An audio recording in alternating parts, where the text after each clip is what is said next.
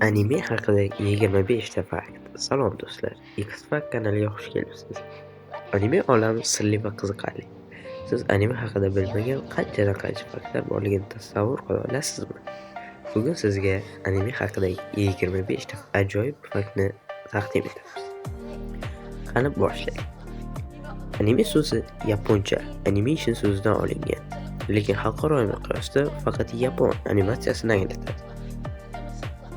Dunyodagi eng uzoq davom etgan anime Sazae-san bo'lib, u 1969-yildan beri efirga uzatilmoqda. Anime sanoati har yili milliardlab dollar daromad keltiradi. Birinchi anime filmi 1917-yilda chiqarilgan Namakura Gatana. Hayao Miyazaki va Studio Ghibli dunyodagi eng mashhur anime studiyalaridan biridir. Anime qahramonlarining katta ko'zlari Tezuka Osamu tomonidan ixtiro qilingan. One Piece eng uzoq davom etayotgan shonen anime hisoblanadi. Shonen o'g'il bolalar, shoujo qizlar uchun mo'ljallangan janrlardir. Yaponiyada anime ovoz aktyorlari seiyu juda mashhur. Ba'zi anime epizodlari Janubiy Koreya yoki Xitoyda chiziladi.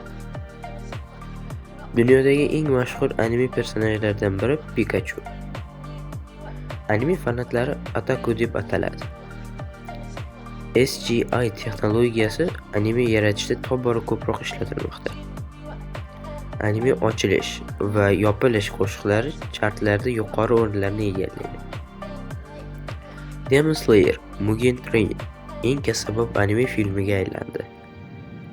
Ko'pgina anime manga yoki yengil romanlarga asoslangan. Anime konvensiyalari butun dunyo bo'ylab o'tkaziladi. Studio Ghibli filmlari san'at asarlariga tengdir. Anime juda ko'p janrlarga ega: isekai, mecha, slice of life va boshqalar. Anime personajlarining soch ranglari xarakter haqida ma'lumot beradi. Eng uzun anime Sazae-san 7,5 mingdan ko'proq epizodga ega. Toei Animation eng yirik anime studiyalaridan biri. Seiyular qahramonlarga jon bag'ishlaydi. Birinchi rangli anime Hakajuden 1958-yilda chiqarilgan. Anime tomosha qilish yapon tilini o'rganishga ham yordam beradi. Anime nafaqat o'yin-kulgi, balki san'at va madaniyatning ajralmas qismi. Qaysi fakt sizga qiziq tuyuldi? Izohlarda fikr bildiring va kanalimizga obuna bo'lishni unutmang.